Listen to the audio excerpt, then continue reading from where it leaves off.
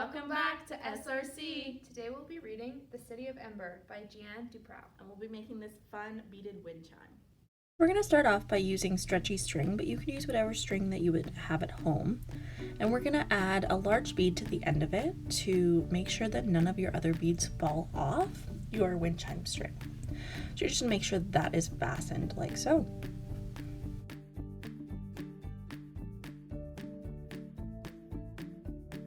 So now you're going to begin by beading on different patterns of beads. Whatever you have at home is fine. We decided to start off with purple and go with that theme for the first string, but it's totally up to you.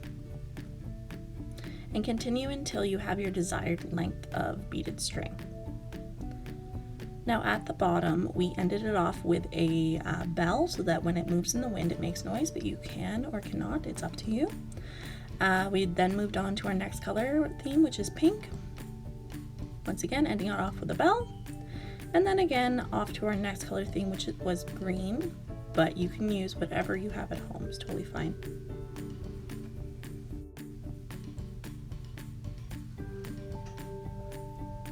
So to the next part, we used just an extra piece of wood cutting that we had, and we just painted it, but you could use, if you have a stick at home, it's totally up to you.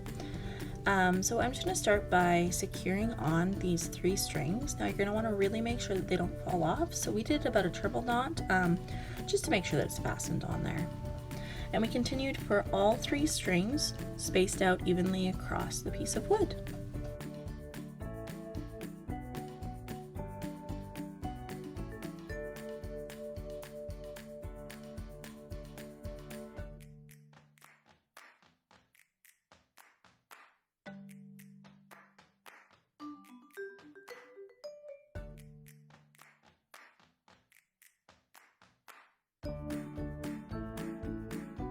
So after cutting off all of the excess string, we're going to add the piece of string that hangs up the wind chime. So you're going to add it to both sides so that it ends up being flat. And just make sure that this is secure again with a couple knots. And you're going to do the same for the other side. And there you have it. We are all done our beaded wind chime, so go find somewhere outside and hang it up. Chapter 1.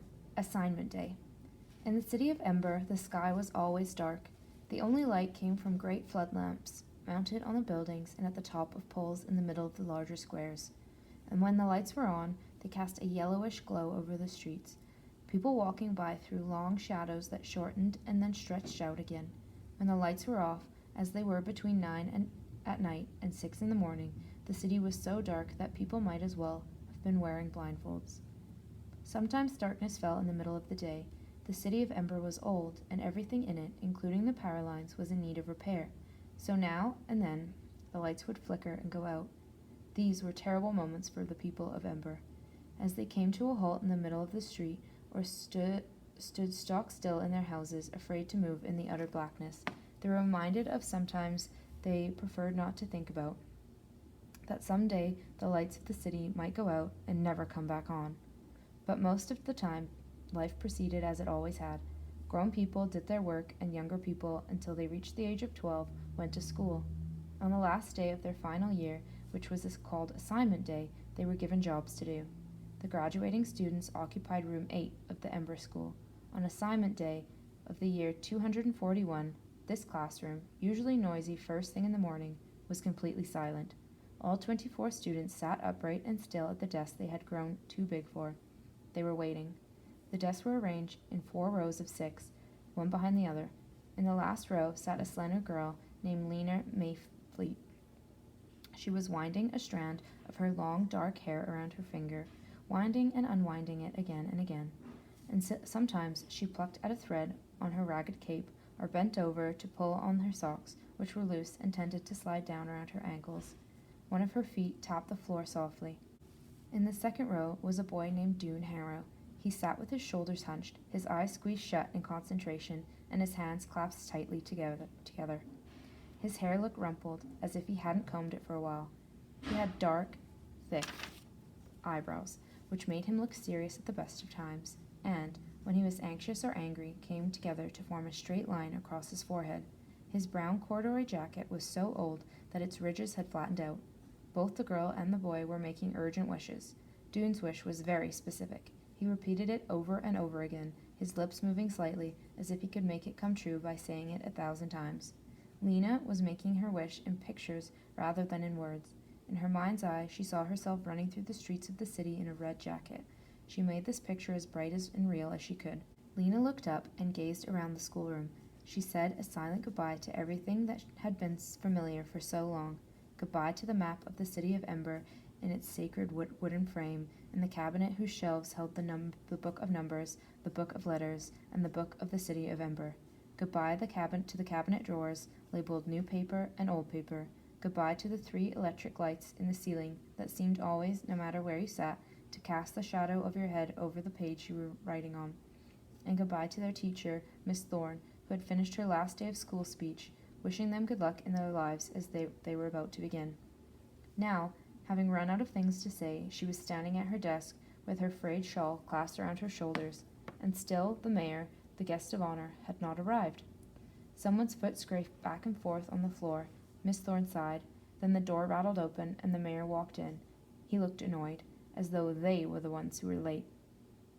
"Welcome, Mayor Cole," said Miss Thorne. She held out her hand to him. The mayor made his mouth into a smile. "Miss Thorne," he said, enfolding her hand. "Greetings. Another year." The mayor was a vast, heavy man, so big in the middle that his arms looked small and dangling. In one hand he held a little cloth bag. He lumbered to the front of the room and faced the students. His gray, drooping face appeared to be made of something stiffer than ordinary skin. It rarely moved except for making the smile that was on it now. "Young people of the highest class," the mayor began. He stopped and scanned the room for several moments. His eyes seemed to look out from far back inside his head. He nodded slowly. "Assignment day now, isn't it?" "Yes. First we get our education, then we serve our city." Again his eyes moved back and forth along the rows of students, and again he nodded, as if someone had confirmed what he'd said. He put the little bag on Miss Thorne's desk and rested his hand on it. "What will that service be, eh? Perhaps you're wondering." He did his smile again, and his heavy cheeks folded like drapes. Linda's hands were cold. She wrapped her cape around her and pressed her hands between her knees. "Please hurry, Mr. Mayor," she said silently. "Please just let us choose and get over it." Dune, in his mind, was saying the same thing, only he didn't say please. "Something to remember," the mayor said, holding up one finger. "Job you draw today is for 3 years. Then, evaluation. Are you good at your job? Fine, you may keep it. Are you unsatisfactory? Is there a greater need elsewhere? You will be reassigned. It is extremely important," he said, jabbing his finger at the class, "for all work of Ember to be done, to be properly done." He picked up the bag and opened the drawstring. "So, let us begin. Simple procedure. Come up one at a time. Reach into this bag. Take one slip of paper. Read it aloud." He smiled and nodded. The flesh under his chin bulged in and out. "Who cares to be first?" No one moved. Lena stared down at the top of her desk. There was a long silence. Then Lizzie Biscoe, one of Lena's best friends, sprang to her feet. "I would like to be first," she said in her breathless high voice. "Good. Walk forward." Lizzie went to stand before the mayor. Because of her orange hair, she looked like a bright spark next to him. "Now choose." The mayor held out the bag with one hand and put the other behind his back, as if to show he would not interfere. Lizzie reached into the bag and withdrew a tightly folded square of paper. She unfolded it carefully. Lena couldn't see the look on Lizzie's face, but she could hear the disappointment in her voice as she read out loud, "Supply depot clerk." "Very good," said the mayor. "A vital job." Lizzie trudged back to her desk. Lena smiled at her, but Lizzie made a sour face. Supply depot clerk wasn't a bad job, but it was a dull one. The supply depot clerk sat behind a long counter, took orders from the storekeepers of Ember, and sent the carriers down to bring up what was wanted from the vast network of storerooms beneath the Ember streets. The storerooms held supplies of every kind: canned food, clothes, furniture, blankets, light bulbs, medicine, pots and pans, reams of paper, soap, more light bulbs. everything the people of Ember could possibly need. The clerks sat at their ledger books all day, recording the orders that came in and the goods that went out. Lizzie didn't like to sit still. She would have been better suited to do something else, Lena thought. Messenger, maybe, the job Lena wanted for herself. Messengers ran through the city all day, going everywhere, seeing everything. Next, said the mayor. This time, 2 people stood up at once, Orley Gordon and Chet Nome.